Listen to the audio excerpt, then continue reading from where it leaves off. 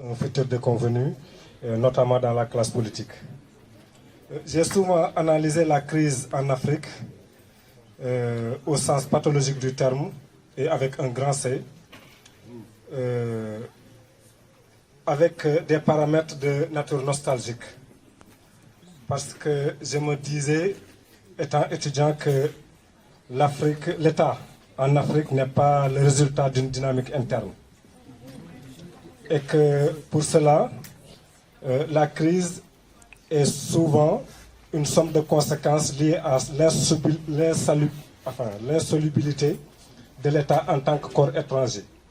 Vu que la plupart des États africains n'ont pas su adapter l'État, ses institutions, mais aussi n'ont pas su faire la promotion de comment doit être l'État normalement constitué en Afrique. Donc je voulais aussi vous demander un peu quel serait votre point de vue vis-à-vis de mon analyse qui a toujours été nostalgique.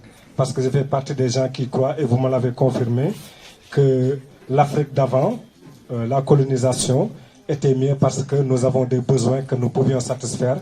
Nous avions su définir la culture comme une somme d'interrogations que nous pose notre environnement, et nous avions toujours travaillé avec l'agriculture, avec nos métiers traditionnels, à répondre à ces interrogations. Merci beaucoup. Bonjour à tous, je m'appelle Ali Balaraba. J'ai une ou deux questions pour M. Si. Je vous remercie d'avoir fait le déplacement du Sénégal jusqu'ici pour ce débat. Ma question est la suivante. C'est vrai qu'actuellement, presque partout dans le monde, on vit un contexte économique plutôt difficile. Le Covid est passé par là. Il y a aussi plusieurs conflits armés actuellement presque partout dans le monde, notamment la guerre en Ukraine. Mais je pense aussi qu'au Sénégal, on peut dire qu'on a de la chance parce que récemment, ces dernières années, il y a eu des découvertes colossales en hydrocarbures. Que pouvons-nous, Sénégalais, espérer de l'exploitation de ces ressources qui est prévue début 2023 quant à l'amélioration des conditions de vie des populations? Et ma deuxième question concerne le franc CFA. Vous semblez hésiter un peu quant à sortir radicalement et rapidement du franc CFA. Personnellement, je suis contre cela parce que, à mon avis, on doit sortir rapidement et radicalement du franc CFA car il y va de la dignité de l'homme noir, en fait. Et ma question est, pensez-vous qu'en continuant avec le franc CFA, qu'on puisse espérer dans les 50 années qui viennent, par exemple, sortir de la morosité économique dans laquelle nous sommes? Parce que depuis le Sénégal, je vais prendre l'exemple du Sénégal, depuis que le Sénégal existe, nous sommes dans le franc CFA et je peux dire qu'il y a presque aucun problème que nous avons résolu depuis. Ne pensez-vous pas qu'il est primordial de sortir rapidement et radicalement du franc CFA? Merci. Moi, c'est Oumar. Bon, je ne vais pas parler de mon parcours, je suis sénégalais de la diaspora. Quand je vous ai entendu parler, développer votre conférence, j'étais complètement perdu. Parce que moi, je me disais à un moment donné, vous avez parlé de leadership. Je dis, mais chez nous, c'est parce que les dirigeants, les leaderships ne comprennent pas suffisamment les enjeux, ou bien en face de ceux-là avec qui ils travaillent, c'est-à-dire les Occidentaux, ils ne comprennent pas suffisamment les mécanismes de prédation auxquels ils font face. Donc du coup, ils n'arrivent pas à prendre les bonnes décisions ou bien ils n'arrivent pas à se positionner dans ces mécanismes-là pour pouvoir sortir le continent du sous-développement. Mais quand je vous entends parler, je dis, mais en fait, ils comprennent. Parce que vous comprenez, tout ce que vous avez dit, vous avez compris, vous nous expliquez, vous comprenez. Effectivement, vous comprenez. Mais il est où le problème? Où est-ce que ça bloque? Est-ce que vous, quand vous conseillez, par exemple, le président, vous lui dites, ne faites pas ça parce que ce n'est pas bon pour le pays? C'est le président qui ne décide pas correctement à son niveau personnel, ou bien c'est vous qui n'arrivez pas à suffisamment l'influencer. Ma deuxième question, c'est au niveau de l'industrialisation, vous en avez parlé, c'est votre sujet de thèse, vous en avez dit. Moi, j'ai travaillé beaucoup dans l'industrie. Comment pensez-vous que nous allons réussir l'industrialisation sans parler de la maîtrise de l'énergie? Parce que ça reste au cœur. Vous avez parlé du syndrome de Hollande. Justement, c'est par rapport à la maîtrise de l'énergie. Donc chez nous, on ne discute pas beaucoup de la maîtrise de l'énergie, alors que c'est une question véritablement fondamentale pour industrialiser le continent. L'autre aspect sur cette industrialisation-là, vous m'excusez, je prends un peu de temps. En Afrique, chez nous au Sénégal, on veut industrialiser le pays en se basant sur le transfert de technologie. Moi, j'ai beaucoup travaillé dans le monde industriel, je suis dedans toujours.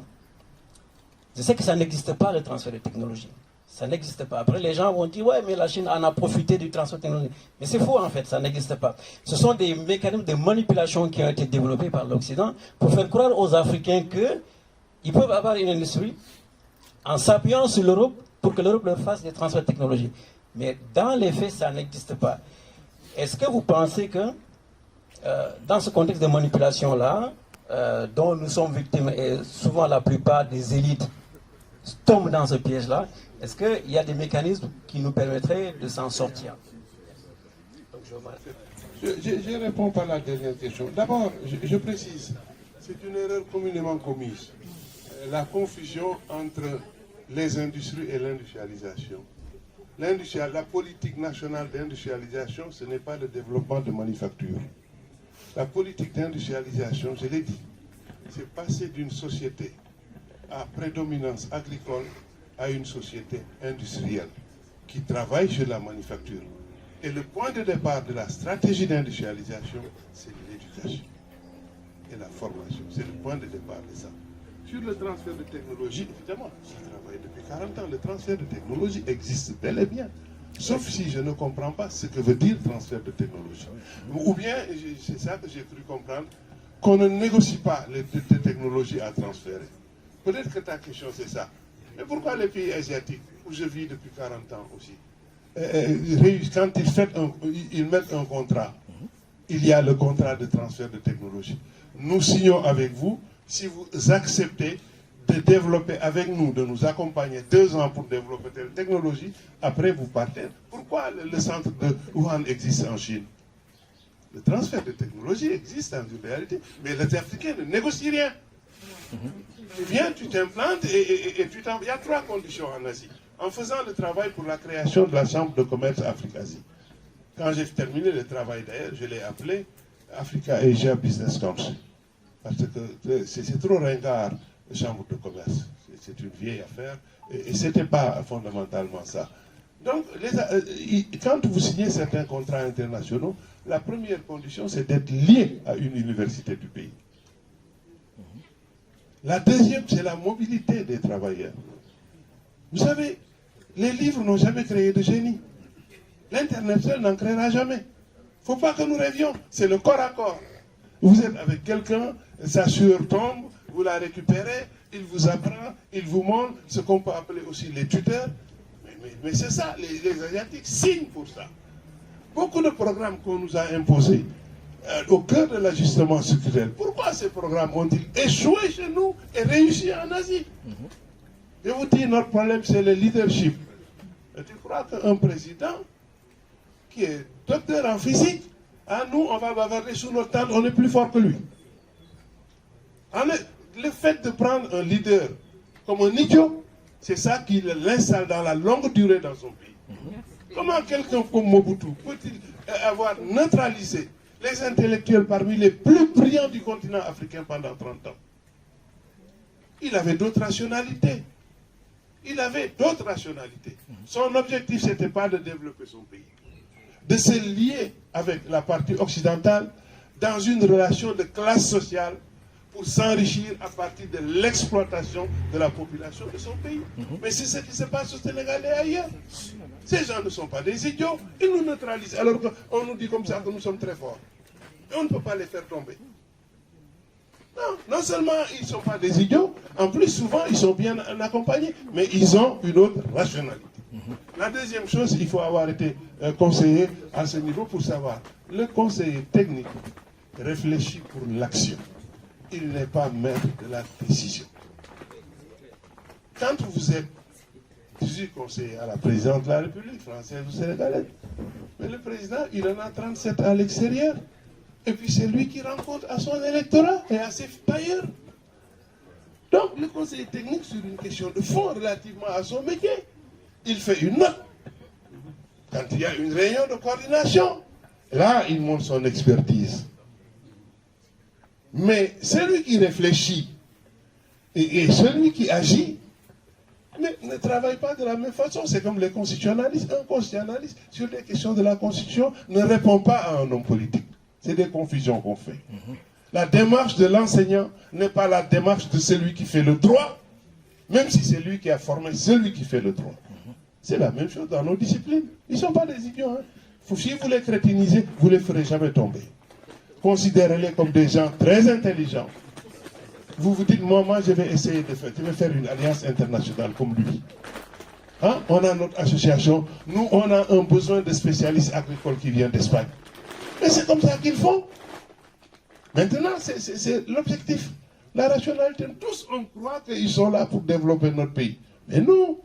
Il suffit de regarder un peu, 2 ou 3 points, vous verrez qu'ils ont d'autres objectifs. Être riche, devenir riche coûte que coûte d'abord, être dans l'air du temps, faire partie du club. D'ailleurs, quand ils y vont maintenant, on jette la veste, on croit qu'on est un petit pays, mais c'est comme ça. Il ne faut pas se tromper, je dis des choses très sérieuses, hein, mais il ne faut pas sous-estimer le transfert de technologie. Par contre, moi, j'y ai travaillé aussi pendant très longtemps, dans ma thèse, j'ai des chapitres, tout ça. Le danger du transfert de technologie, c'est que toute technologie transférée implante en même temps la société et son système juridique dans la société d'accueil. Le transfert de technologie part toujours d'une réalité sociale, d'une législation du pays qui transfère.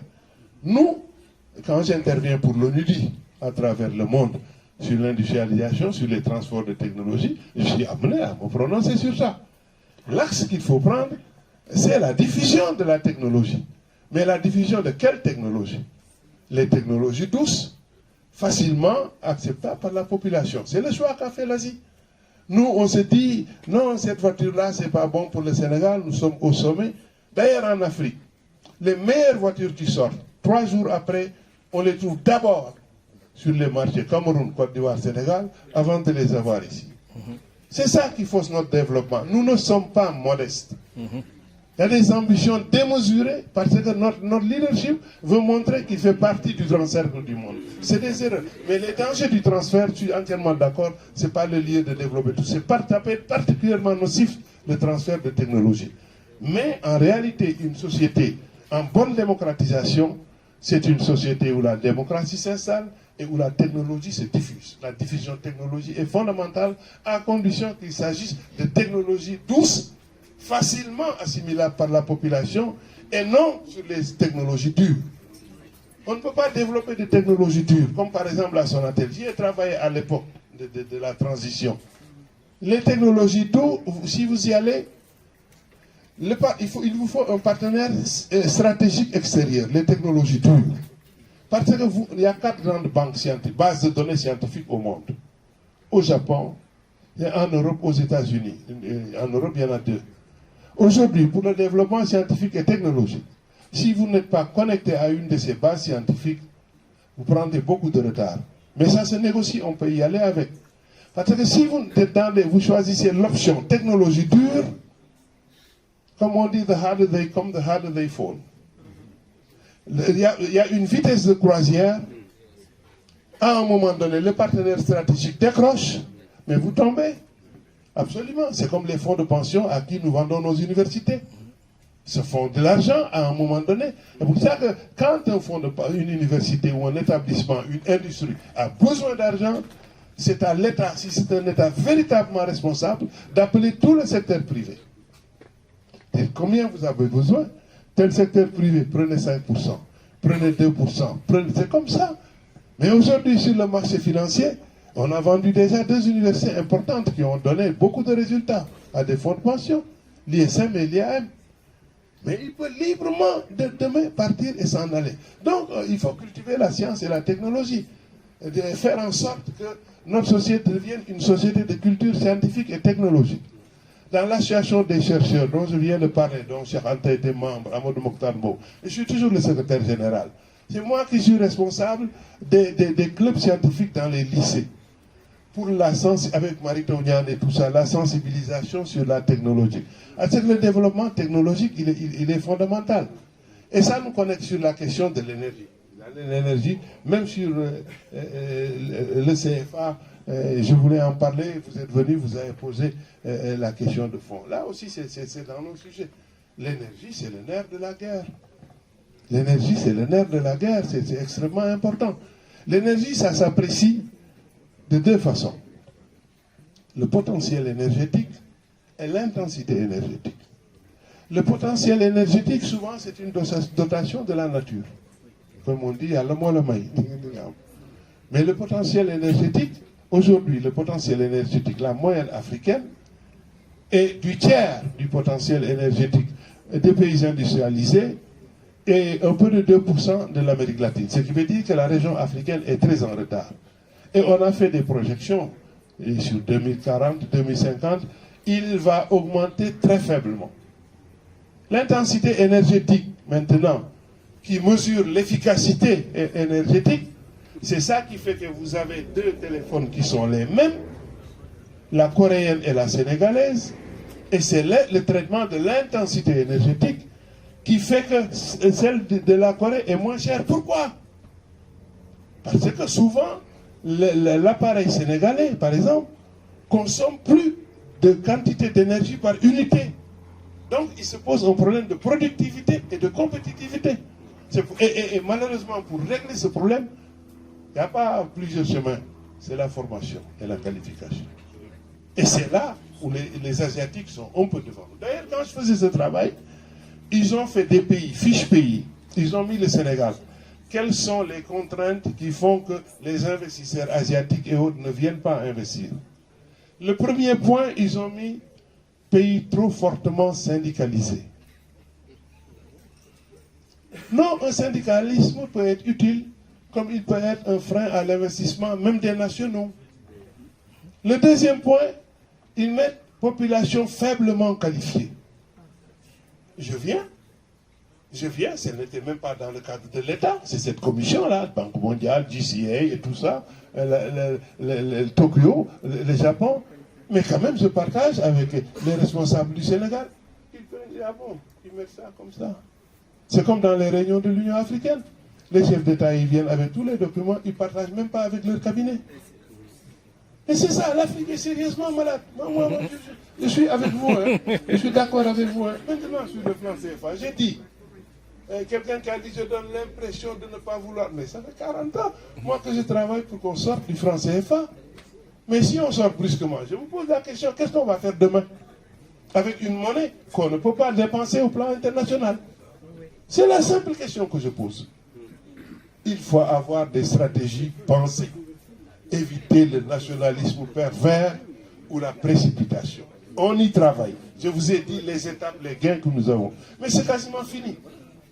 Notre travail d'agitation politique est tel que même la France est emmerdée, elle veut s'en sortir. Elle est fatiguée du franc CFA. Elle est fatiguée, tellement nous l'emmerdons. Quand ici, Dembélé là-bas, Chérif là-bas. Non, nous passons notre temps depuis 40 ans à les secouer. Mais il faut qu'on s'en sorte parce que la monnaie, ce n'est pas une affaire de fictif comme le dit les Friedman et tout ça. La monnaie c'est fondamental. Le fait simplement de ne pas disposer de tous les pouvoirs sur la monnaie fait que vous ne pouvez pas doter le secteur privé national de la quantité de monnaie suffisante. Et ça, c'est un indicateur important en économie. Que le secteur privé puisse être pourvu de quantité de monnaie suffisante pour travailler. Et le franc CFA ne le permet pas. Le franc CFA ne permet pas de développement de la banque. Le franc CFA, c'est ça qui fait que nous n'avons pour l'essentiel que des banques commerciales. La banque commerciale, sa vocation n'est pas de financer le secteur privé ou l'entreprise privée. D'ailleurs, le droit sur la banque commerciale ne lui autorise pas de pourvoir le secteur privé de plus de 5% de ses avoirs. Mais c'est pour ça que les entreprises en Afrique ne peuvent pas. Le troisième élément de difficulté, dans toutes les régions du monde où les économies se développent, en Europe, il y a rarement des taux pour vraiment l'industrie, vous y êtes, vous le savez, qui dépasse 3%. En Asie, c'est pareil, États-Unis 2%. Mais comment voulez-vous que des industries se développent sous nos environnements avec des taux entre 18 et 22%? Mais nous le disons depuis 40 ans. Des fois, de nuit, guépi. Mais parce que nous n'avons pas le pouvoir. Nous n'avons pas le pouvoir. Donc, c'est des questions qu'il faut voir. Mais évitons le nationalisme. Ça conduit à des travers souvent incontrôlables. Il faut penser et éviter d'être dans l'air du temps. Quand vous pensez qu'on ne sache pas dans quelle direction vous allez, vous travaillez en silence. Ça, c'est un maillon faible chez nous. Le problème sur la monnaie, c'est sa gestion. L'Équateur, Amérique latine, a utilisé avec Raphaël Correa, qui est mon camarade de promotion universitaire. Mais il a mis le sucre, la monnaie. Il l'a abandonné pour prendre le dollar. Mais ce n'était plus à ce moment-là les États-Unis qui décidaient de la quantité de monnaie en circulation, mais c'est lui en tant qu'État souverain qui décidait de la quantité de monnaie en circulation. Mais c'est comme en Europe. On ne le sait pas toujours. Mais 24 pays européens utilisent l'euro, non pas leur propre monnaie. Le problème, c'est en termes de politique, mais c'est pas en termes de fierté. C'est fini, il faut qu'on sorte ça de l'émotion. Il faut qu'on sorte de l'émotion. Sans leur montrer, dans des démonstrations, montrer aux Blancs que nous sommes intelligents. Non. Travaillons en silence et réfléchissons très sérieusement. Ils sont, nous, dans la réflexion et le travail, à un niveau où la compétition internationale est un sens. C'est ça le problème. Vous ne pouvez pas compétir en voulant tout le temps rester les médiocres. Ou que des inconnus ou des analphabètes sur WhatsApp deviennent nos maîtres aujourd'hui et nos formateurs. C'est inadmissible.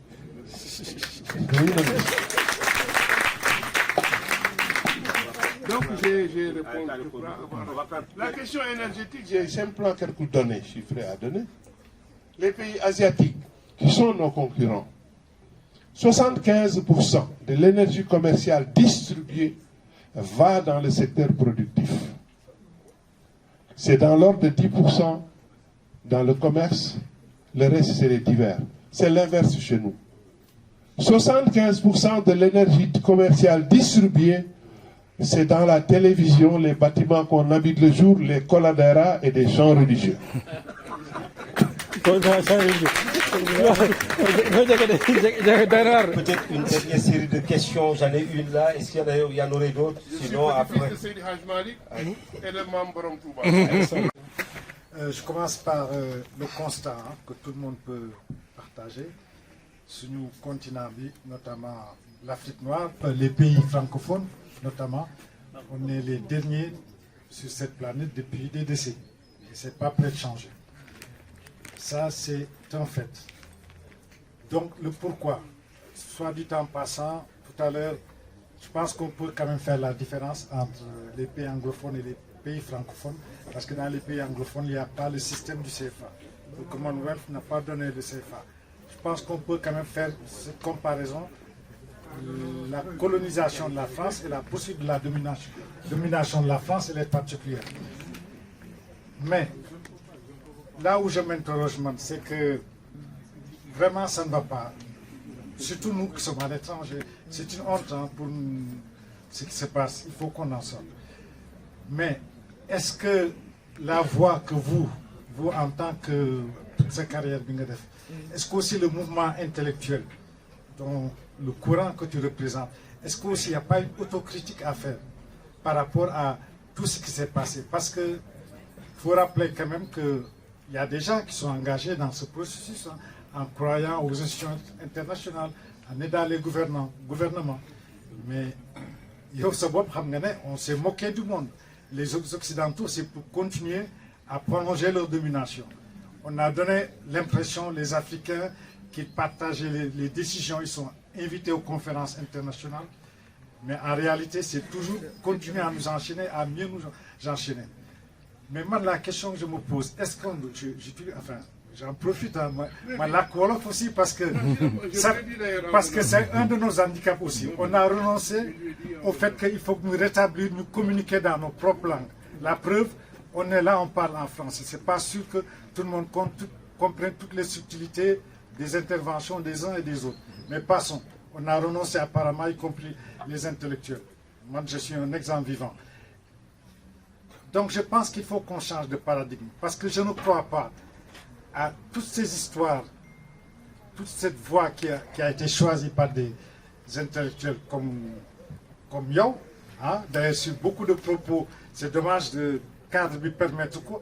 Nos propos, on a vraiment eu débattu parce que je ne suis pas vraiment du tout, je n'ai pas la même analyse ou je ne suis pas du tout d'accord où ça a besoin de précision. Donc, aujourd'hui, c'est ça la question. Est-ce qu'on doit continuer à participer, donner l'impression que l'Afrique participe à son propre devoir? On n'est pas en train de nous... On continue à nous enchaîner de plus en plus. Tous ces comment dire, ces manifestations, parce qu'on a découvert du pétrole au Sénégal, mais c'est se moquer du monde. Ils ont expliqué que les Sénégalais, comme ils ont du pétrole au Sénégal, on va s'en sortir, on va être un... Mais on est à côté de la plaque. Parce qu'aujourd'hui, pourquoi nous, pays africains, nous nous faisons développer l'énergie solaire? Au Sénégal, il y a eu des gens qui ont tenté ça, qui ont même demandé au gouvernement de dimbaler. Il y a d'autres voies. La croissance, je n'y crois plus. Certaines du FMI, du langage économique occidental, j'y crois plus. Parce qu'aujourd'hui, il y a un débat dans les pays occidentaux qu'on n'échappe pas. Il faut se poser aussi la question de la croissance. Est-ce qu'on doit continuer à croître, à détruire, y compris d'ailleurs, nous sommes les premières victimes de cette situation dans nos pays. Enfin, le cadre ne le permet pas, mais une fois de plus, franchement, je pense que... Voilà, pour moi, en tout cas, mon point de vue, c'est par rapport. Je ne suis pas du tout dans ce axe. Les débats, on va. Merci Malik. Deux choses. Une remarque. Je le dis avec beaucoup de passion. Parce que... Tout à fait. Une remarque, une question, une critique. Une critique récurrente, celle des élites, sur ce qui est tout simplement le retard de l'économie. C'est récurrent. Une deuxième, le désaccord, et je pense que Chérif, il est à l'aise avec tous les désaccords. Et il me souvient l'avoir présenté comme quelqu'un qui est un contradicteur, qui assume fort bien à la fois ses positions. La troisième chose, et je crois que c'est ça qui est intéressant, c'était l'objectif aussi de ces échanges, de pouvoir, et ça, en toute liberté, exprimer ce que sont nos désaccords. Et je crois qu'aujourd'hui, les espaces dans lesquels nous souhaitons nous rencontrer, il faut que ce soit des espaces de confrontation dans le sens intellectuel du terme. Et c'est en cela que Chérif nous fait ce grand honneur d'être là, parce que non seulement il est écouté, mais je pense que surtout, l'histoire lui a donné raison sur les critiques qu'il a fait, même lui, aussi bien d'un certain nombre de présidents que de certaines institutions. Donc, on aura 30 secondes à la fin. 30 secondes. Non, Malik, je te dis, Malik, excuse-moi Malik, j'ai un rôle qui est absolument insupportable, celui de modérateur, c'est ingrat, mais tous les gens qui me connaissent ici savent que je l'assume moi aussi. Ce que je voulais te proposer, c'est que tout à l'heure, à la fin, on a prévu un petit pot, c'est l'occasion, c'est fait pour ça aussi, de prolonger les échanges, et le professeur s'y prête très bien, vous verrez. Moi, je ne vois même pas de contradiction. Tout ce qu'il a dit, c'est apparu dans mes développements. Nous sommes exactement sur la même longueur d'onde. C'est-à-dire le malaise sur tous ces points. Hein? Et s'appuyer dessus pour formuler des alternatives. C'est tout. Moi, je ne sens pas, je ne vois pas. On va discuter. On va discuter que je comprenne mieux. Mais ce n'est pas parce que les gens avancent et en étant bloqués par-ci, par-là, qu'il faut arrêter ou refuser et qu'ils discutent, qu'ils fassent ce travail. Je ne m'adresse pas à vous. Hein. D'ailleurs, ça me fait penser aux Asiatiques.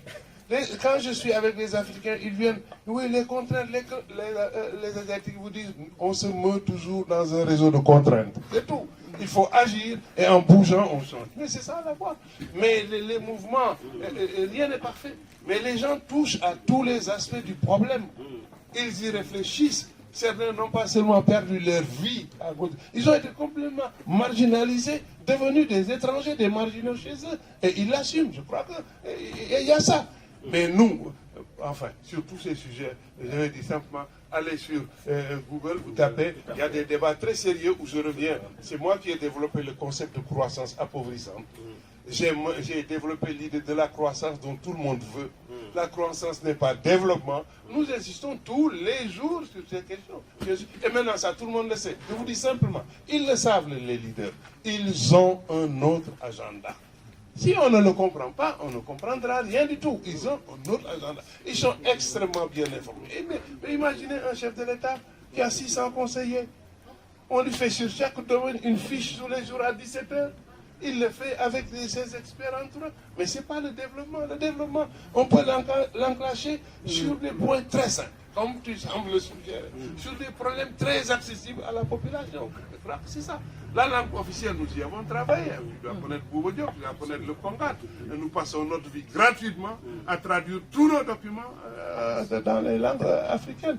Bouba a sorti la semaine dernière un livre sur la Covid, mais traduit déjà en 6 langues, les 6 langues officielles du Sénégal.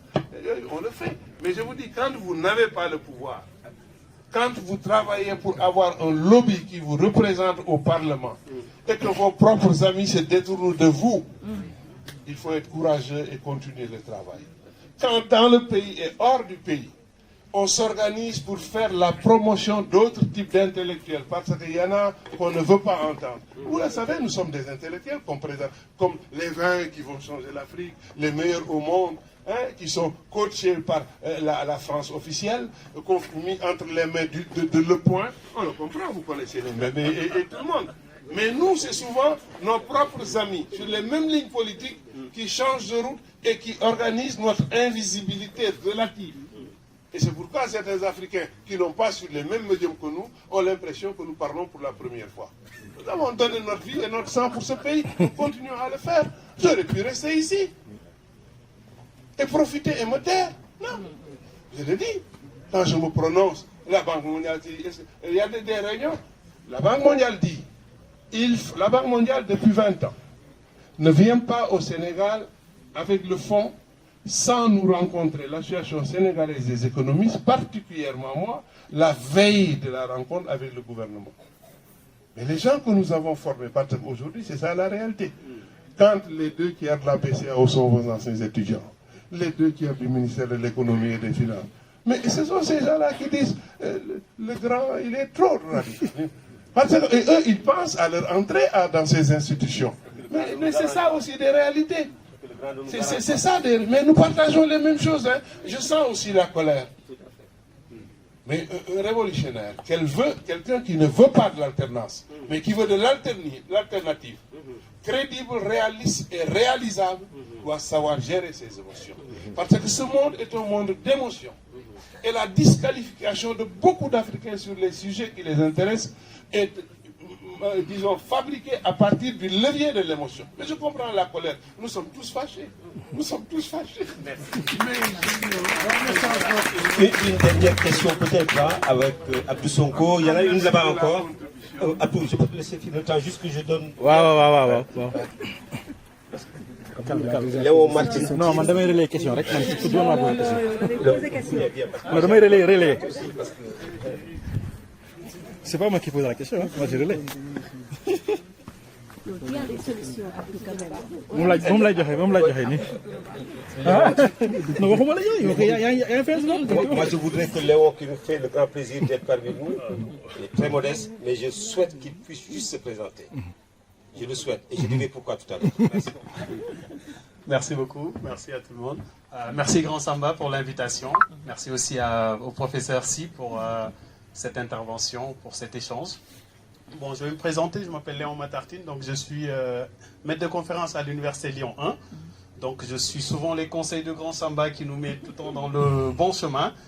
Et donc du coup là, je suis là présent pour lui et pour écouter aussi ce qui se passe et ce qui va être dit sur le Sénégal. Donc concernant mon intervention, j'avais juste une petite question au professeur Si, juste pour un peu me réconforter sur cette idée quand on nous parle de l'Afrique, les pays africains, on nous dit qu'on est des pays en voie de développement ou des pays émergents. Et moi honnêtement, bon, je fais des mathématiques, donc je veux qu'on soit un peu précis, beaucoup plus précis que ça. Pour moi, on est dans une stagnation sans précédent. Et donc, pour moi, parler de pays émergents, c'est plutôt nous faire avaler la pilule de l'espoir. De l'espoir comme quoi demain, ce sera meilleur, ainsi de suite. Mais actuellement, on est dans une stagnation sans précédent. Pourquoi je le dis? Parce qu'on est dans un continent où 1% des gens ont accès à l'électricité. Les plateaux médicaux sont inexistants. À la limite, pour se soigner, il faut connaître la première dame pour être évacué. où les gens meurent parce qu'il n'y a pas d'ambulance, ainsi de suite. On est sur des choses rudimentaires qu'on n'arrive pas à satisfaire au quotidien. Et donc là, quand on me parle de pays émergents, moi j'ai du mal avec ça. Et donc on est dans une stagnation sans précédent. Maintenant, comment les autres ont pu s'en sortir? Je parle du Japon. En 50 ans, je parle de la Chine. Moi aussi, je fais des déplacements en Chine. Et quand je vois mes collègues chinois, comment ils travaillent, quand je vois les Chinois, comment ils sont dévoués à leur service, je me pose des questions. Je me pose des questions. Et donc voilà ce que je voulais juste que M. Si me réconforte, c'est qu'on est dans une stagnation sans précédent. Et il nous faut quelque chose pour avancer. Dernière question avec Abdou Sonko. Merci beaucoup. Non, c'est... Alors, juste préciser que je relais une question. Oui, non, mais dans son intervention, il y a eu beaucoup de choses sur lesquelles on a tiqué un peu. Il y en a beaucoup, mais après, comme j'étais en train de filmer, donc je n'ai pas tout relevé. Juste un commentaire sur quelque chose qu'il a dit sur les fonds politiques. Parce qu'il a dit qu'il y avait des gens qui sont venus le voir et qui avaient promis de supprimer les fonds politiques au Sénégal, et il leur dit que ce n'est pas possible. Et ça m'a interpellé un peu, parce qu'en fait, au Sénégal, on parle de fonds politiques, mais en France, il n'y a pas de fonds politiques. Il y a des fonds, il y a des fonds spéciaux pour certaines tâches. Oui, non, mais là, justement, les fonds politiques, en France... Il n'y a pas de fonds politiques au Sénégal. Non, voilà, justement, c'est-à-dire que voilà, ça, les fonds spéciaux. Mais au Sénégal, les fonds spéciaux, 12 milliards, je ne sais pas comment on dit. Pourquoi? Parce que c'est pas parce que quelque part, quand tu le dis, c'est comme... on peut faire culpabiliser le peuple, parce qu'il dit que c'est le peuple qui l'a élu, qui a élu ces gens-là, et que c'est eux qui les laissent faire. Alors que c'est pas ça, parce que quand Abdoulaye Wade est venu au pouvoir, il a augmenté un peu les fonds politiques. Macky Sall arrive au pouvoir, il multiplie par je ne sais pas combien les fonds politiques. Mais ça, c'est quand il était en train de faire la campagne, il n'a pas dit qu'il allait justement augmenter ses fonds politiques. Donc, supprimer les fonds politiques, pour moi, c'est possible. D'autant plus que en France, même s'il y a des fonds spéciaux, ils ne sont pas utilisés comme ça n'importe comment. Il y a des contrôles aussi, même si c'est, par exemple, ça n'apparaît pas sur les registres, je sais pas moi, de la comptabilité nationale, je sais pas, d'une certaine manière. Au Sénégal, c'est pas le cas. Il peut l'utiliser comme il veut, sans contrôle. La Cour des comptes contrôle, alors qu'au Sénégal, c'est pas le cas. Donc, ce que je veux dire, c'est que ça m'a fait tiquer en disant qu'on ne peut pas supprimer les fonds politiques. On peut mettre des mécanismes qui font que les fonds politiques ne seront pas à un niveau élevé, et qu'on peut mettre en place des mécanismes de contrôle pour qu'on utilise des fonds politiques pour aller faire campagne, quelque chose comme ça. Ça, c'est le premier commentaire. Comment? Rien. C'est sorti tout seul. Donc, la question, en fait, qui se pose, c'est que le relais, c'est de dire que, bon, dans tout le discours, il y a beaucoup de constats qui sont faits. Donc, mais la réponse, c'est quoi? Quelles sont les alternatives? Parce qu'il a parlé beaucoup d'alternatives. Quelles alternatives pour justement faire face à ce leadership qui nous manque, qui n'est pas à la hauteur et qui fait que l'Afrique traverse un peu des difficultés sur le plan économique, sur le plan politique et sur le plan social? Voilà la question. On prend une dernière question. Donc pour clôturer ce temps d'échange. Très bien, il y a... Alors, je tiens d'abord à remercier les différents intervenants. Ça a permis peut-être de clarifier un peu, parce qu'au Sénégal, on aime bien les concepts. Je pense que c'est important à dire que les gens te voient, parce que tu joues un rôle extrêmement important dans notre communauté. C'est important que ceux qui viennent de voir la chance que nous avons aussi dans notre communauté avec des personnes comme toi. Merci.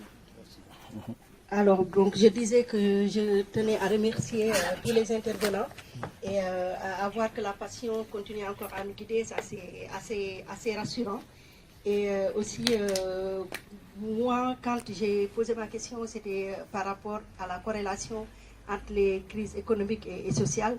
Et puis, au cours des débats, on se rend bien compte que nous sommes dans une société en mutation où les différents pouvoirs qui étaient là pour réguler un peu notre société sont mis en mal parce qu'on commence à douter de leur capacité à comprendre les problématiques des Sénégalais et des capacités aussi, bien entendu, à pouvoir s'identifier. Parce que pour qu'un leadership soit acceptable, il faut qu'il puisse parler en notre nom à tous. Et comme on n'a pas les mêmes problèmes, on n'a pas certainement les mêmes solutions. Et l'heure du citoyen n'est pas forcément celle du leader. Et la deuxième chose, je pense que le professeur l'a dit dans son intervention, en réalité, nous sommes confrontés à des crises qui sont importées en réalité. Parce que nous avons des solutions à des problèmes qui ont été pensés ailleurs et qui viennent être implantés chez nous. Et cela nous empêche, bien évidemment, d'avoir de l'efficacité. Après, le professeur, dans son propos, il nous a parlé aussi, sans vouloir faire un résumé, ça c'est le rôle du doyen, il nous a aussi parlé un peu de la reddition des comptes et de la redevabilité. Et je pense qu'à ce niveau-là, il serait intéressant de voir, et je pense que dans ce qu'il a dit, il y a quand même des prémices de solution à nos problèmes. Comment faudrait-il arriver une fois à ne pas faire juste de la destitution, mais à travailler sur des programmes politiques, à dépoisonner un peu le débat et à situer les responsabilités clairement à tous les niveaux. Parce que je pense qu'en plus d'avoir un leadership défaillant, on a aussi des populations qui ne sont pas des forces de proposition. Donc nous sommes des consommateurs de solutions. Et en réalité, je me souviens, pour la petite histoire, moi je suis souvent dans l'opposition. Et j'ai une de mes tantes qui me disait, mais en réalité, en cas hasidé, c'est-à-dire que tu ne veux pas de bien, tu n'es jamais avec ce qu'il faut. Et ce qu'il faut sont ceux qui sont au pouvoir. Donc le problème des Sénégalais aussi, c'est la corruptibilité. Ceux qui corrompent sont face à ceux qui sont corrompus. Donc à un moment donné, il faudra éduquer nos populations. Je ne commettrai pas l'erreur de dire M. Bousso.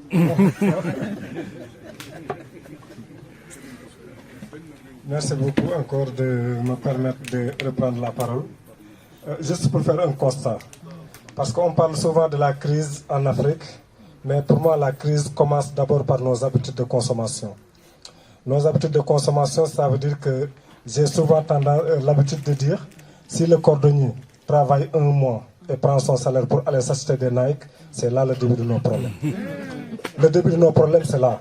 Et c'est trop facile parfois de toujours envoyer la responsabilité à nos hommes politiques, sachant qu'on parle de la crise au Sénégal. Mais si on part là-bas, l'enseignant conduit une voiture, et si tu vois sa garde-robe, il y a au moins 1 500 000 dedans. Sans compter sa chambre, sa truc. Donc, à un moment donné aussi, il faut que nous interrogeons nous-mêmes sur nos habitudes, sur nos mentalités, mais aussi sur nos besoins. Et nos contraintes aussi. Parce que je dis qu'ils nous ont imposé le développement, alors que tout était résumé dans nos cultures. Nos cultures, c'est quoi nos besoins? Une somme d'interrogations que nous impose notre environnement. Et nous allons développer une machinerie de solutions pour apporter à ces interrogations-là. C'est ça qu'on a appelé toujours la culture. Maintenant, ils nous imposent la civilisation, ils nous imposent le développement pour nous imposer d'autres interrogations dont nous n'aurons jamais en fait les vraies réponses. Donc ça aussi, il faut que nous y réfléchissions, que nous essayons aussi d'impulser une dynamique qui aura tendance à favoriser l'entrepreneuriat local, etc., etc. Le vrai développement durable au sens noble du terme, mais juste par le développement et enlever le durable, parce que souvent la différence c'est ça. Une dernière question avec Théophile. Lui aussi, j'ai dit quoi? Retiens juste le fil. Retiens juste le fil. En tout cas, Théo. Merci. Merci, professeur, pour l'exposé, la qualité du débat, la pertinence et l'équilibre. C'est rare de nos jours d'être en équilibre. On a besoin d'équilibre. Même dans l'islam, on a besoin d'équilibre. Dans la société aussi. L'extrême est toujours une mauvaise chose. Moi, je me dis, est-ce que le problème du Sénégal ou de l'Afrique, ce n'est pas le Sénégalais? On manque de tout sauf de ressources humaines. La qualité, les qualités surtout, on les a. Qu'est-ce qui nous manque? Où est le problème? Est-ce un modèle? Doit-on inventer un modèle? Doit-on copier un modèle et le diluer? Je ne sais pas. Vous êtes l'expert. Il faut nous dire quoi faire. L'expert explique. Non, c'est pas des histoires. Il travaille dans un état fictif. Vous êtes en économie, donc l'économie et la comptabilité se joignent souvent. Et j'ai un ami qui me disait, qui travaillait dans les conteneurs, qui a envoyé des conteneurs au Sénégal. Il m'avait dit un truc, il n'a pas fait d'études. Il m'a dit, je suis arrivé au Sénégal, j'ai donné les affaires à mon grand frère. Il a vendu 4 millions. Il a pensé que l'affaire est rentable. Je parle en Wolof. Il m'a dit, Théo, je lui ai dit oui. Il me dit, Sénégal, les chiffres d'affaires avec bénéfice. J'ai mis 15 000 euros pour amener le conteneur. Lui, il a vendu 4 millions, il pense que tout est réussi. Le soir, il a mangé du tipi. C'est pas rigolo, c'est important. Non, c'est vrai. Il n'a rien compris. Donc, ma question est, quel modèle? Est-ce qu'on n'a pas un souci de planification et un souci de l'immédiateté? Vous l'avez dit et vous l'avez très bien dit. Donc, l'immédiateté, on le vit, nous qui sommes immigrés ici, on le vit tous les jours. Quand vous voulez aider quelqu'un, il veut réussir tout de suite. Il ne veut pas attendre. La patience et la planification sont nos principaux soucis.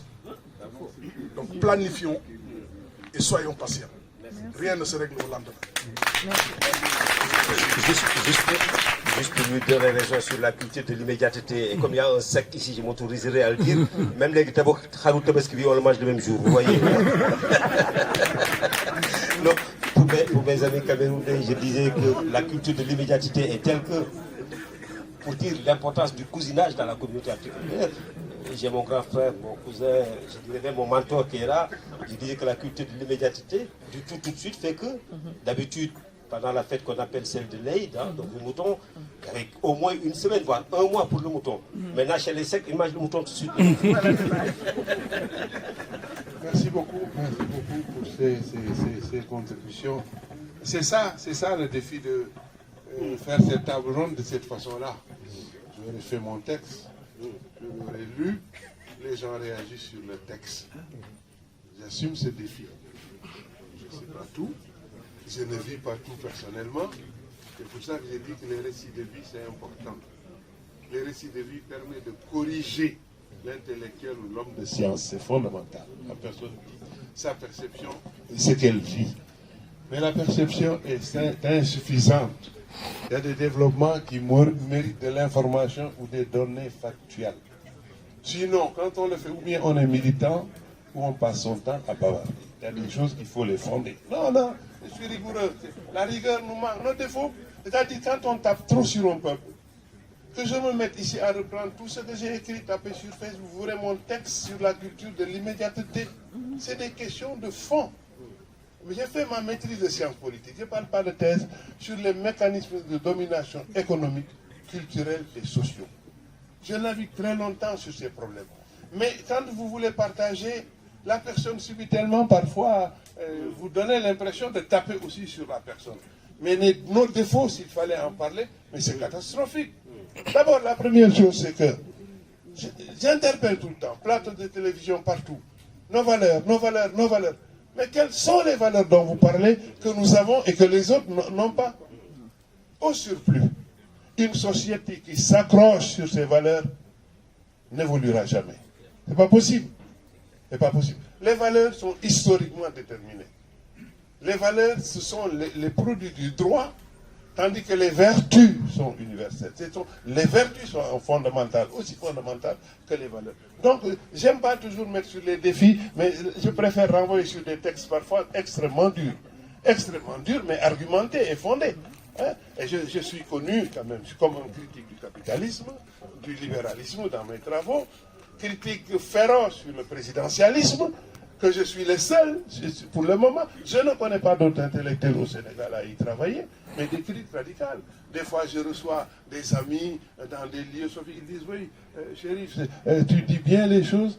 Un chef d'État même m'a dit, c'est dur ce que vous dites, hein, mais vous le dites souvent de telle façon qu'on ne peut pas vous attaquer.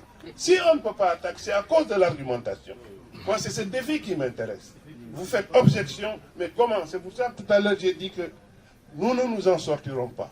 tant que nous n'accepterons pas dans tous les domaines de nous hisser à un niveau où la compétition avec les autres ait un sens.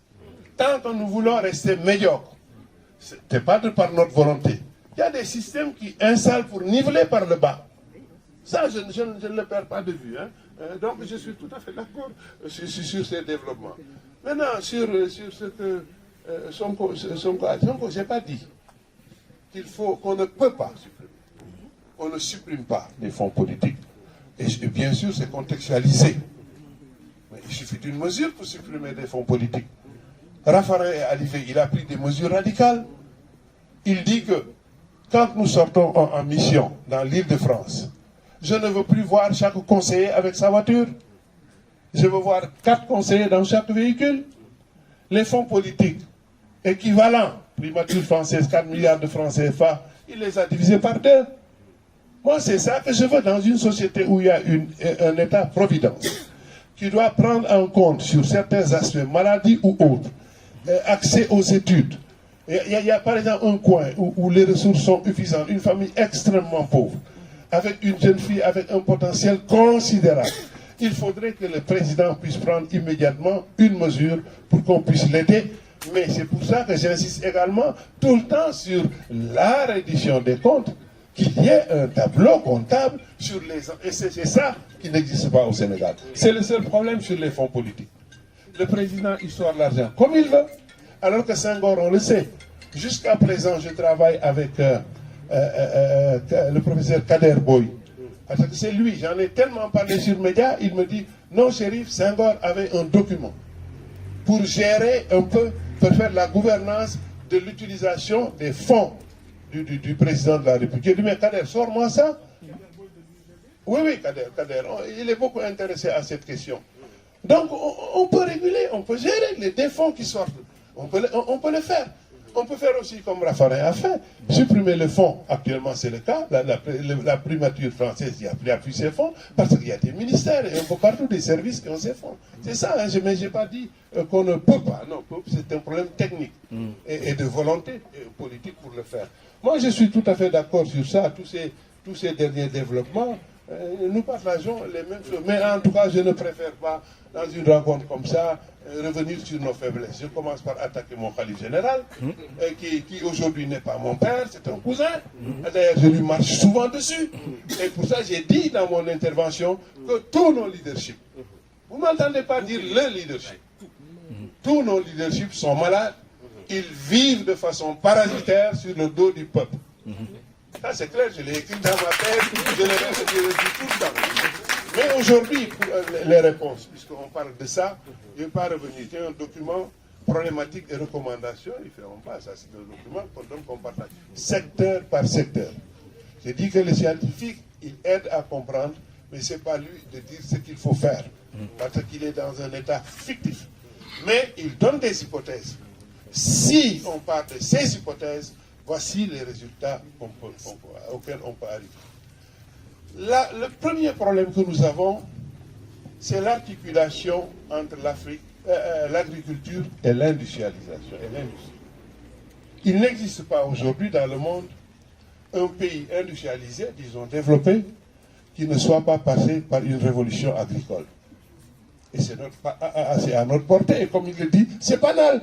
La question, mais pourquoi on ne le fait pas? Mais on sait, c'est le système bancaire. Et les traitants qui étaient des Blancs, aujourd'hui, ces traitants sont remplacés par nos frères. Tant qu'il n'y a pas de rupture, comme ces choses-là, on n'y arrive pas. Parce que tout processus d'industrialisation doit être articulé à l'agriculture. Parce que la transformation manufacturière doit venir de l'agriculture. C'est les produits de l'agriculture qu'il faut transformer. Ensuite, on passe du sol et du sous-sol qu'on évite. Nous sommes des pays... Moi, si je vous dis la façon dont j'aborde ces questions critiques, mais comment veut-on, après 60 ans d'indépendance, qu'on importe des ampoules, des clous? Non, je vais vous dire à quel point je vais très loin dans ma réflexion, mais c'est des choses que nous faisons. J'ai fait des débats sur les kilomètres de bassins qu'on importe, comment on a tué notre industrie textile, alors que l'industrialisation de tous ces pays européens commence toujours par les besoins essentiels de la population. S'habiller et se nourrir. C'est ça les questions de quand nous sommes en face. Peut-être qu'on ne peut pas tout développer dans une intervention comme ça. Et comme il le dit, il a parfaitement raison. Il faut d'autres rencontres, approfondir des choses. Ces savoirs, on les transforme en savoir souple, partageable avec la population. Ça aussi, c'est le rôle de l'intellectuel. Mais nous sommes en phase. Parfaitement. Et en échangeant, vous le verrez. Mais moi, j'ai été marginalisé comme beaucoup, sur beaucoup de choses. Mais pourquoi j'ai quitté la présidente en 2003? Mais il y a des raisons. Mais j'avais choisi dès le départ. Et je fais la promotion de patriotes qui acceptent de devenir des insiders. C'est moi qui ai inventé le mot. Si vous, tous les présidents, j'ai eu 2 présidents quand ils ont pris la présidence de la République, ils étaient affolés. 3 mois après, ils ont voulu abandonner. Et ils te disent, je ne croyais pas que c'était ça. Et j'ai siégé avec un chef de l'État. Nous avons fait 8 mois, des correspondances, réunions de coordination, confréries et tout le monde. Le président, nous faisons le même constat. Il n'y a aucun groupe sénégalais, ni ONG, ni société civile, qui nous demande de faire le Sénégal. Chacun nous demande sa part. J'ai vécu tout ça, j'ai mes éphémérides, ce sera plus tard. Donc on a beaucoup de choses à dire. Un jour, un groupe très important est venu rencontrer le président. C'est moi qui organisais la réunion. Parce que Wade, c'est ça, sur beaucoup de points, c'est un homme extraordinaire. Mais il est arrivé tard, il s'est précipité. Derrière lui, chacun avait son agenda. Ça l'a perdu. Et les autres l'ont fourgué son fils. Alors qu'ici, dès le départ, quand il a été élu, sa première visite en repartant, lui et moi, il me dit au salon d'honneur, moi je préfère vous suivre. Parce que je lui disais que vos enfants sont encore jeunes.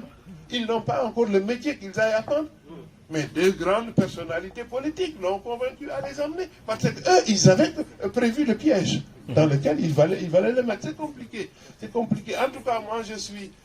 Moi je suis en France, partout dans la fenêtre. C'est comme dans mes cours. Personne ne parle. Je ne sais pas si c'est passionnant.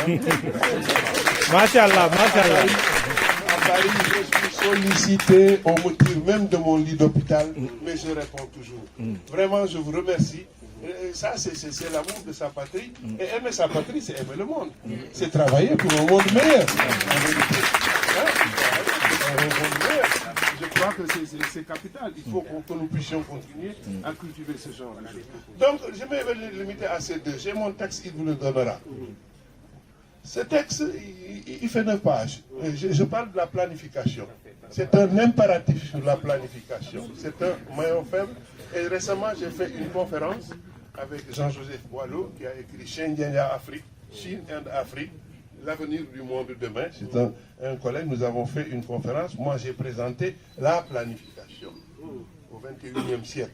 L'éclatement de la planification, un peu mon domaine, mais je ne peux pas aller. Parce que c'est simplement la Banque mondiale et le Fonds qui ne voulaient plus de planification. La société civile, nous nous sommes battus pour réouvrir l'IDEP, créé, coaché par Samir Amin.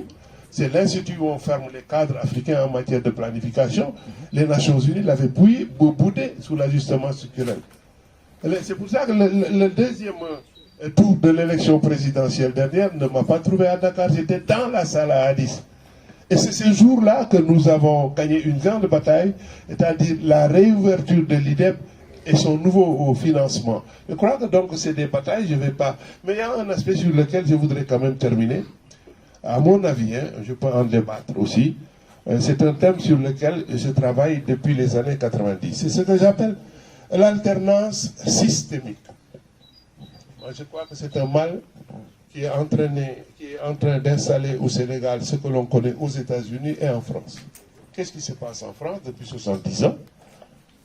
C'est la même clique, née dans les mêmes quartiers, et on fait les mêmes maternelles, les mêmes collèges, les mêmes lycées, qui se sont organisés à faire pendant 70 ans la rotation du pouvoir entre eux.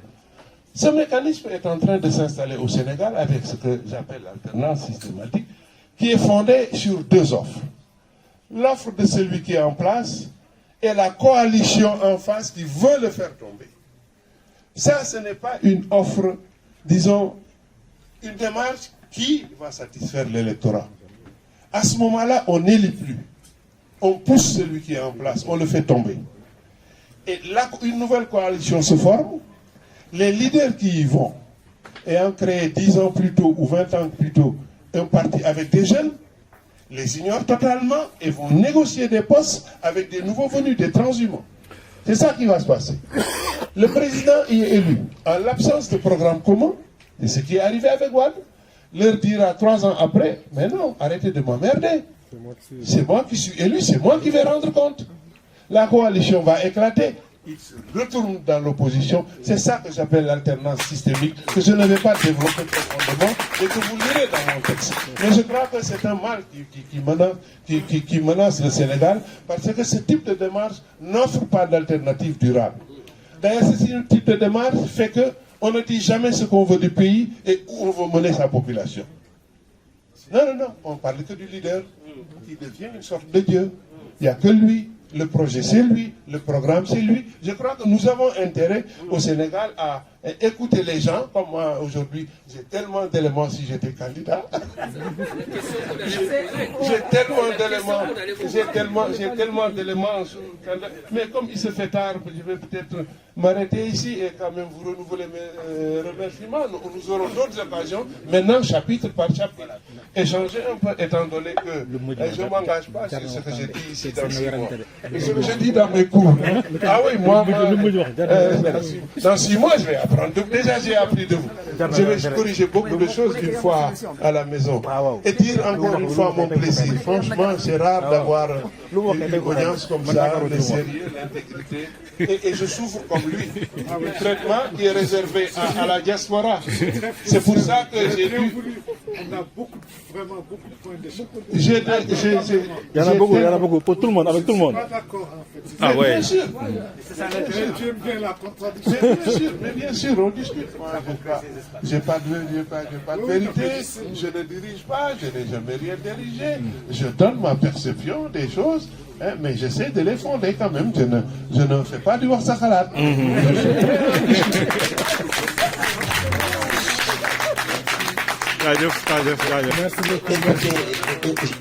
Je pense que le seul mot qui m'inspire pour conclure ce temps d'échange d'ailleurs, dont nous avions prévu effectivement une forme de chronogramme de 3 heures de temps de 15h à 18h, voyez-vous bien, il est 19h16.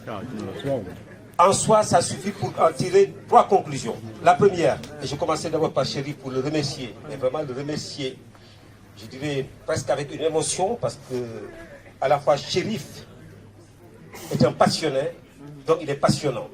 Donc la raison pour laquelle nous sommes restés, c'est parce que Chérif, vous êtes passionnant et vous êtes entraînant. Première chose. La deuxième chose, le format que vous nous avez proposé, je disais tout à l'heure, nous change un peu des formats classiques. Et l'intérêt, c'est qu'il nous soustrait de la verticalité, parfois, du raisonnement intellectuel et surtout du débat. Et en cela, le format que vous avez proposé traduit 2 choses chez vous. La première, l'honnêteté intellectuelle et le courage. Honnêteté intellectuelle, parce que vous assumez non seulement ce que vous dites aujourd'hui, ce que vous avez écrit hier, et parfois on s'est rendu compte que l'histoire vous a donné raison. Je n'ai pas le temps aussi de développer 2 ou 3 choses sur lesquelles vous avez été le premier, je dirais, à les dénoncer, et par la suite, l'histoire vous a donné raison. Je pense qu'on a une chance que de pouvoir justement avoir des personnalités comme toi, qui, il me semble, nous réconcilient avec 2 choses. La première, avec l'idée même de ce qu'est l'intellectuel. Je l'ai dit tout à l'heure, nombreux sommes-nous ici à nous considérer ou bien à être considérés comme des intellectuels. Or, l'intellectuel, à mon sens, c'est ce que vient de faire Chérif, c'est quelqu'un qui produit de la connaissance. Et cette connaissance, elle ne s'articule pas ou ne se socle pas dans une vérité. Au contraire, depuis 2 ou 3 questions, il a su dire 2 choses qui traduisent sa modestie. C'est de dire, ce que je dis ne souffre ou ne résiste nullement à la critique et donc pas à la contradiction. Ça, c'est de l'honnêteté intellectuelle. La troisième chose, et je crois que c'est ça qui nous a intéressés ici, c'est du regard de l'intellectuel, mais aussi de l'observateur et de l'acteur du champ politique, social et religieux. Chérif l'a dit tout à l'heure sous forme d'une boutade, mais oui, c'est une vérité. Il vient d'une famille religieuse dont l'actuel calife des Tidianes est son propre cousin. Et moi, pour l'avoir dit ailleurs et dans d'autres moments et en d'autres circonstances sur des mots extrêmement plus durs que ce qu'il a prononcé ici, il ne les loupe pas. Donc quand il parle de problème de leadership, c'est au pluriel. Donc la question qui se pose fondamentalement, et je pense qu'elle a traversé, il me semble, toutes les questions qui se sont posées ici, c'est encore moins de qualité des Africains dont on parle. On nous dit bien que les Africains ont des ressources humaines. Mais quelle est la question des ressources humaines qui doivent être soclées dans de l'éthique? Voilà notre problème, la question du leadership. Et donc la crise, ou les crises telles qu'il a eu à les développer, mais je pense que les contributions des uns et des autres, non seulement ont donné raison sur, bien sûr, les constats que nous partageons, mais surtout sur le fait que d'abord elles sont structurelles et conjoncturelles, mais par contre les réponses, une fois de plus, elles ne viendront pas des machines, elles ne viendront pas des institutions, elles viendront d'abord et avant tout, et je pense que c'est Khadi qui l'a dit et Mengone, que d'abord les Africains se prendront d'abord en charge. Et la meilleure façon de se prendre en charge, Chérif l'a dit, il faut qu'on monte notre niveau. Il faut que deux questions essentiellement, aujourd'hui, puissent attirer notre attention. Il me souvient l'avoir souvent dit à nos enfants, ils partent, mais je les remercierai tout à l'heure, et ça je pense que ça nous concerne tous. Nous sommes, et nos enfants seront confrontés à une réalité, à deux contraintes même, je dirais. Celle de la mobilité intellectuelle et celle de la mobilité géographique. Et ce sera la meilleure façon, il me semble, de pouvoir répondre aux exigences de leur temps. Et tout à l'heure, quand je souhaitais que quelqu'un comme Léon prenne la parole, et ça me permet de revenir à notre jeunesse, qui était très présente, qui est là, qui a posé des questions, c'est parce que nous avons aussi un défi, celui d'organiser avec nos jeunes des espaces de cette nature, dans lesquels non seulement ils sont amenés à se connaître, et c'est essentiel, mais aussi à partager les questions qui sont celles des adultes que nous venons de poser, mais qu'ils posent à leur manière, sur le plan de la scolarité, sur le plan de l'emploi, sur le plan culturel. Tout à l'heure, je disais à Chérif, en aparté, et c'est revenu, et merci Mengone d'avoir beaucoup insisté là-dessus, la dimension culturelle, elle est essentielle. Tous nos déficits intellectuels nous viennent parfois de ces déficits culturels.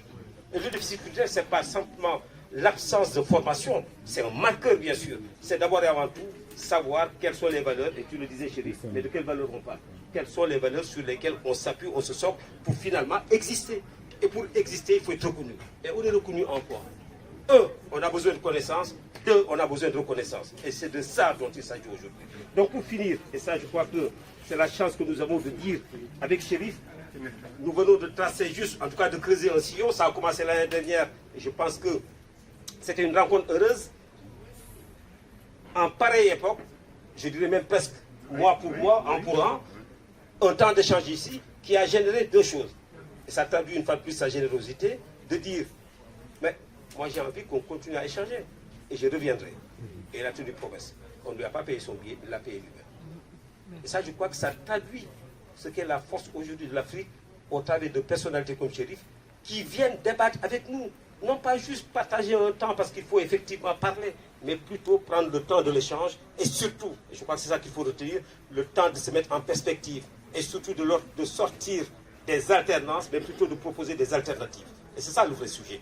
Donc, nous aurons la possibilité de prolonger un temps comme celui-là, puisque nous souhaitons, à partir de l'année prochaine, et nous y travaillerons, et ça me donne l'occasion de vous dire, ou de vous transmettre, pardon, les salutations d'un de nos frères, de nos amis, qui s'appelle Babacar Dieng, que vous connaissez tous ici, Mbaye Dieng, il devait venir aujourd'hui, malheureusement il y a une contrainte familiale qui fait que finalement il n'est pas avec nous.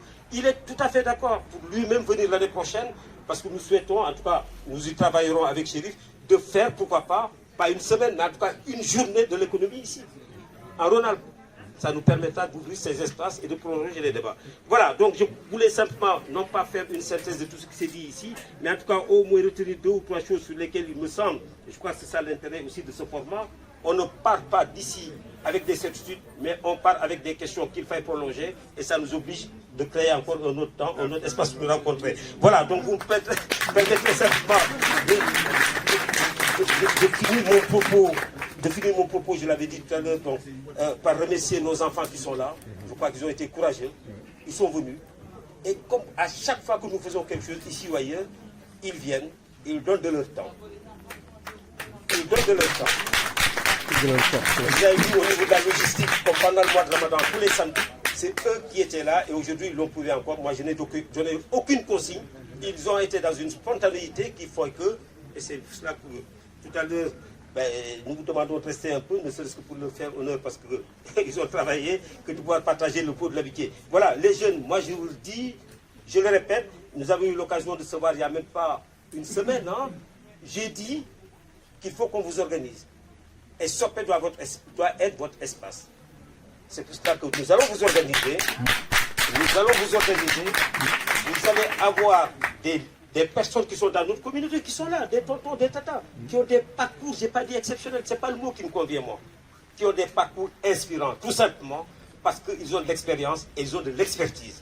Il faudra un jour que ces espaces-là, vous les animiez, vous, je vous ai dit, moi je n'aurai pas de rôle, c'est vous qui voulez les animer. Parce que quand on les a rencontrés, ils ont posé des questions sur l'emploi, je l'ai dit tout à l'heure, sur la religion, etc. etc. Donc c'est essentiel pour qu'avec ces jeunes, nous puissions poursuivre un peu ces temps d'échange. Voilà, donc vous me permettrez juste de donner deux ou trois informations, même si je n'ai pas fait de concertation avec ceux qui sont particulièrement concernés. Je vais commencer par les footballeurs, parce qu'ils ont leur tournoi le 27 ans.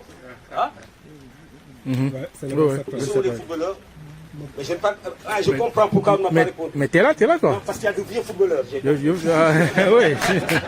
Oui. Voilà, donc il y a un événement qui est un événement, je pense que tous les sportifs connaissent sur ce territoire.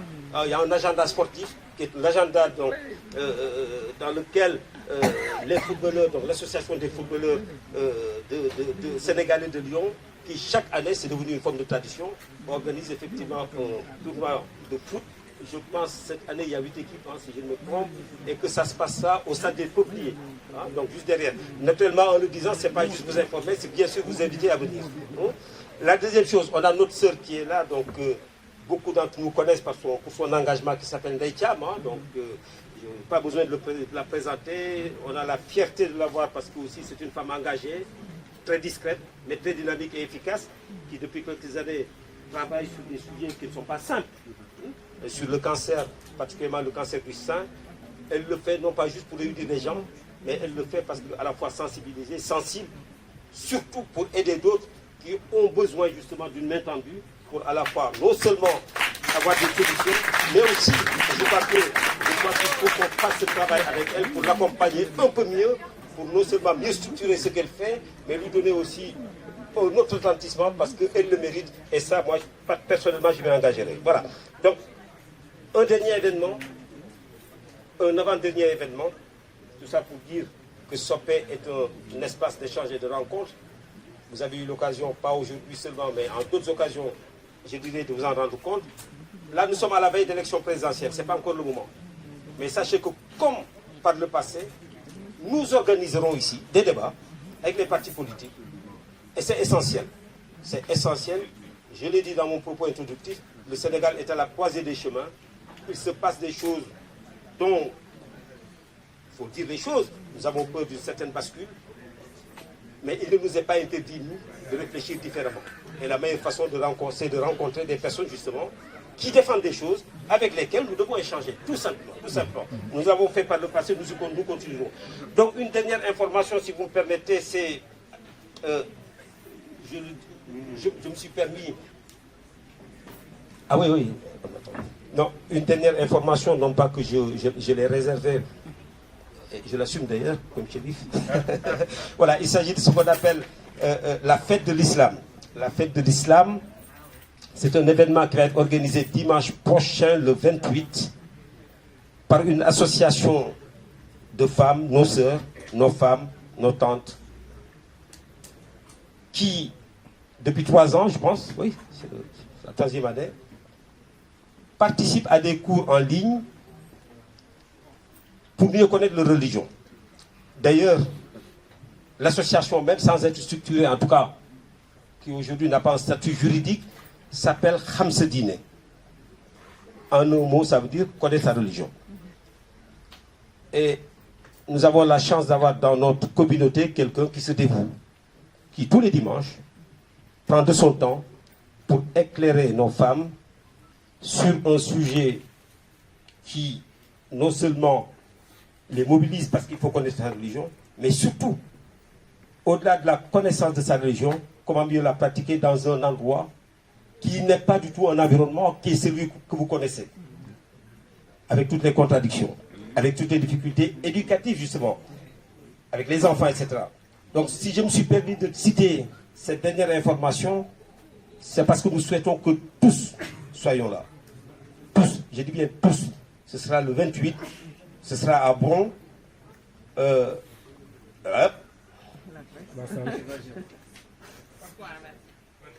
Parc des Chênes, ne m'en voulez pas, c'est le poids de l'âge. J'ai l'esprit labile maintenant, la mémoire labile. Rue du 35e régiment, je pense. Donc, rue du 35e régiment, donc si vous sortez du tram, c'est juste à droite. Voilà, donc on appelle ça la fête de l'islam.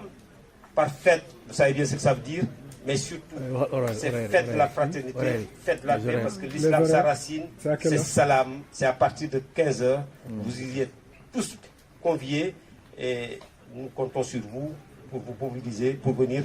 Je salue la présidente qui est là, Fatou Fall. Je sais que si je lui donne la parole, elle ne la prendra pas. Mais elle mérite nos applaudissements parce que c'est la cheville ouvrière effectivement de ce mouvement. Et c'est le bras armé de la mobilisation qui fait que chaque dimanche, je dis bien chaque dimanche, beaucoup de femmes, bientôt une centaine d'heures, participent à ces cours. Mais je dis, il n'y a pas que les femmes qui doivent leur banque au marabout.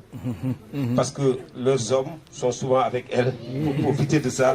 Donc je pense que vous les hommes, il faudra que vous mobilisiez. En tout cas, merci. Merci à tous de vous être mobilisés pour ce temps de cet après-midi. Je pense que ça nous confirme à la fois dans ce que nous souhaitons faire de cet espace, mais ça nous confirme aussi dans le fait que nous avons besoin de nous retrouver, nous avons besoin d'échanger. Nous avons besoin aussi surtout de nous solidariser et il n'y a pas mieux que de partager ces problèmes, ces difficultés. Merci encore. Merci.